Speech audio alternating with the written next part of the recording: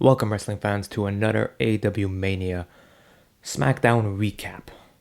I'm your host, JP, and today it's Friday, or Saturday, sorry.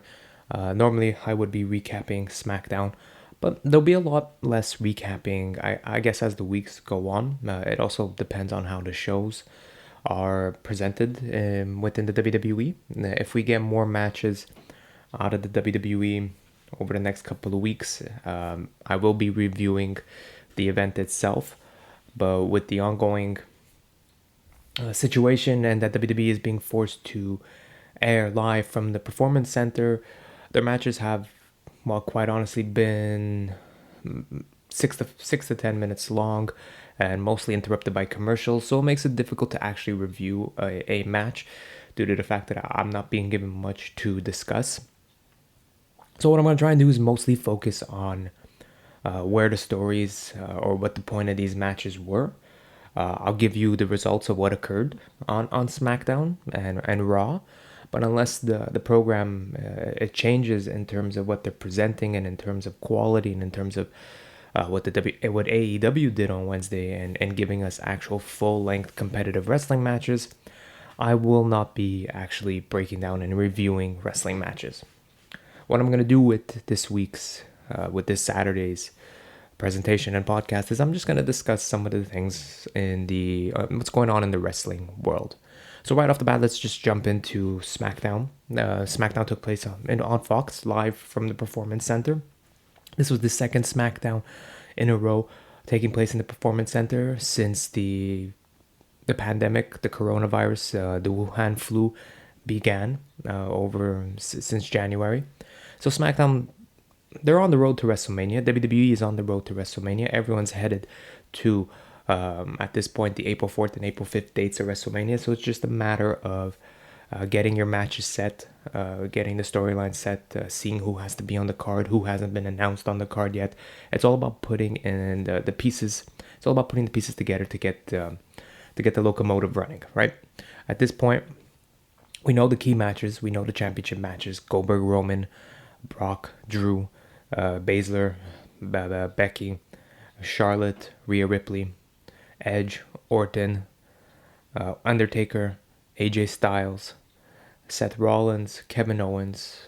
But there are certain guys that are missing. Tag team champions, the Intercontinental champion, the SmackDown Women's Champion was completely absent from any of these plans. It seems they didn't have anything planned for her. And what I had said less than a few weeks ago, the direction they were headed in seemed like they were just going to throw Bayley in a matchup that featured multiple women just because they don't have a single storyline going. And their excuse is going to be, well, everyone hates Bayley and everyone's been trying to fight Bayley and everyone's been trying to take Bayley's title. And because Bayley is a piece of shit, she's going to fight multiple women. I'll get to what happens on SmackDown. Basically, you can figure it out for yourself. That's what occurs. The U.S. champion currently does not have a challenger, but I fully expect him to be taking on Mysterio, Humberto, and Angel Garza. Expect them, the same guys you've been seeing each and every single week to be competing with themselves at WrestleMania. They're not going to start beginning new storylines. It doesn't make sense. Like I said, WrestleMania is April 4th and April 5th. For less than about 2 weeks away. We don't got much more storytelling to do, and with the limited things that WWE are allowing their talent to do currently from the Performance Center, I don't see them picking up anything. I don't see them beginning any new storylines in the near future. Anything that we have anything that we have already alluded to or presumptuously thought would occur has been set in motion and has been announced over the course of the 2 week span. So I expect that whatever we thought we would see is exactly what's going to be announced.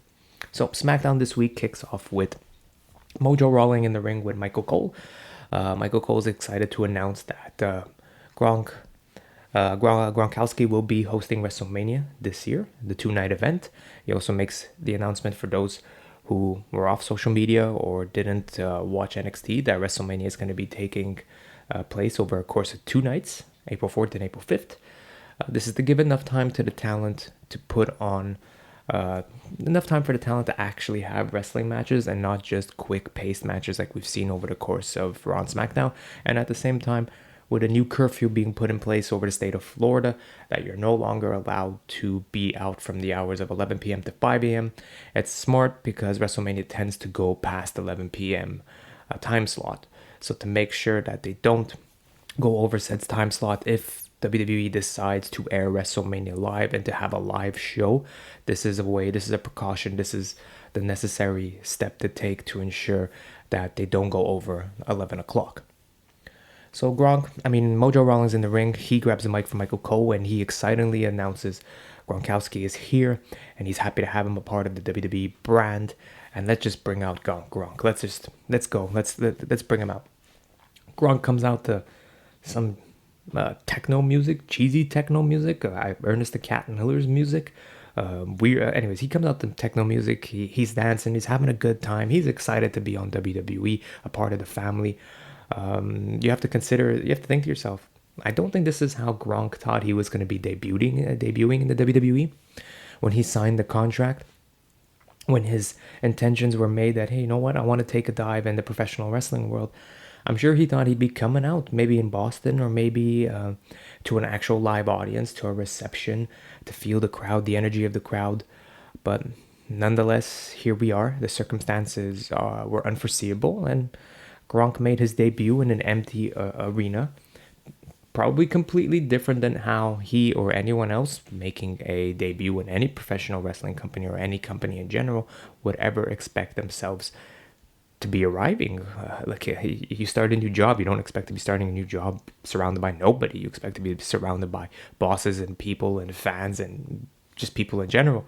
But this is the situation he was faced with, and he came out and he looked like he was generally having fun. So he comes out, he announces, I'm here to host WrestleMania. I've signed a new deal with WWE. I'm going to be a Smackdown superstar. I'm here with my buddy Mojo Rawling, and we're going to have some fun. And then when the time calls, we'll tear some heads if we need to tear some heads. How do you take a feel-good moment? You ruin it by having the biggest heel on the Smackdown and probably WWE roster. You have King Corbin come out, or aka King Joke. And it's unfortunate what they do with King Corbin because he's probably one of your better heels that you have in the company. But no one seems to realize that. No one seems to treat him like one of their bigger heels. He comes out each week and he gets embarrassed, he gets beaten, he gets fed dog food, he gets thrown off a cliff, he gets his crown smashed, he gets made fun of, he gets told he has herpes and STDs. He's treated like a nobody, and it's unfortunate because he's so big. He looks like a badass. He has a badass look about him, but he's just a pencil-headed geek, and it's not his fault. It's those who just don't want to give him the push. He should have the Lance Archer look to him. He should come out and just be an ultimate badass and just destroy people. He should be the Braun Strowman to the light heavyweight division. We'll call Braun as the heavyweight, and Baron Corbin should be your light heavyweight badass. Anyways, he's not. So Baron Corbin comes out, interrupts the celebration. He tells Gronk, he's like, you know what? You don't belong here. And with all your injuries and with all your concussions, I'm going to make sure you stay down and you're out of this business. I was an NFL player too. I played football, but I made it in this business and I worked my butt off. And I'm going to put you back to where you belong, and that is on the shelf and doing something else. Obviously, with the ongoing feud over the last couple of weeks, out comes Elias strumming the guitar. Elias comes out, tells King Corbin, King, I've been trying to sing you a song for the past couple of weeks, but you've never allowed me to. I just want to sing a song. Corbin asks him, if you sing the song, will you leave me alone? Elias says yes. Elias starts to sing. Gronk and Mojo Rawling, they're fake laughing in the background. You know the fake laughing. Look, Elias is a funny guy. Some of those jokes were kind of funny, but not to the point where Mojo and Gronk were laughing. So it kind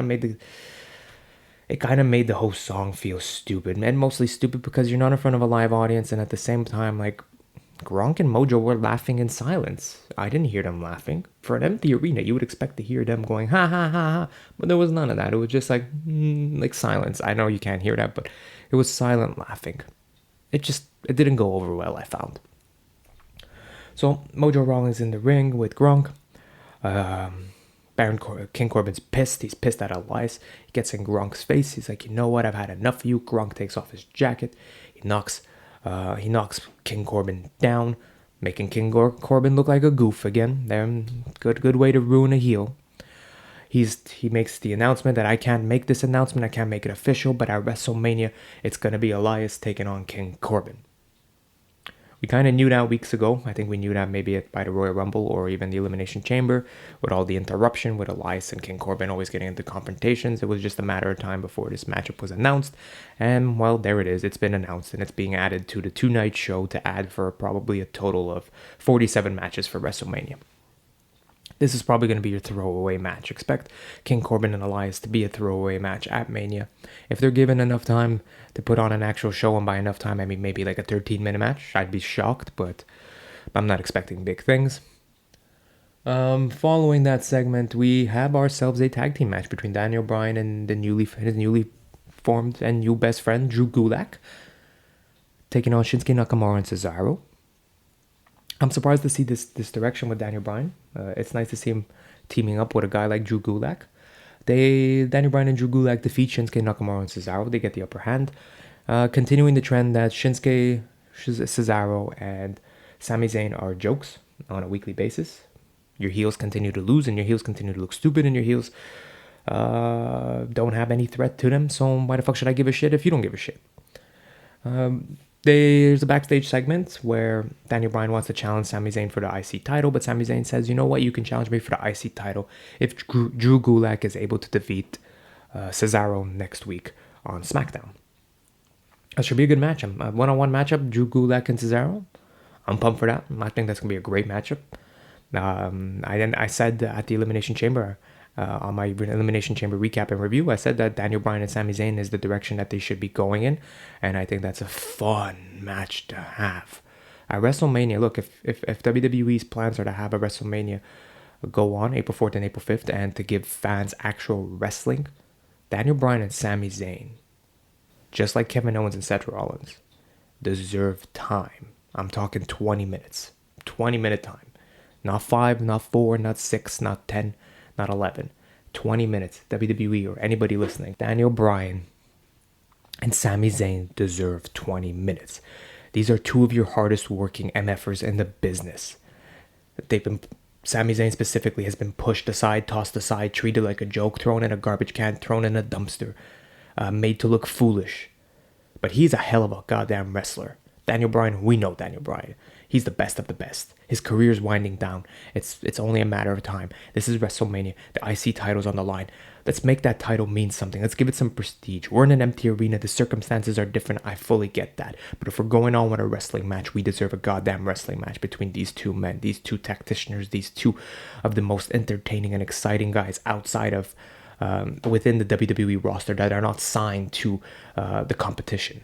So last week, Paige was announced to be on Smackdown. She couldn't make it due to travel issues, so instead she had herself a Skype interview. She announced that at WrestleMania, Bayley's going to be defending her title. Yay! Bayley's defending the title. In a throwaway match that will probably last 7 minutes, Bayley's going to be wrestling Tamina, Lacey Evans, Naomi, Dana Brooke, and Sasha Banks in a 6-pack challenge match. AKA, sorry Bayley, we didn't have an actual feud for you, so we're gonna give you 70% of the women's SmackDown roster to wrestle against at WrestleMania because your match is not as important as Charlotte Flair versus Rhea Ripley, Shayna Baszler versus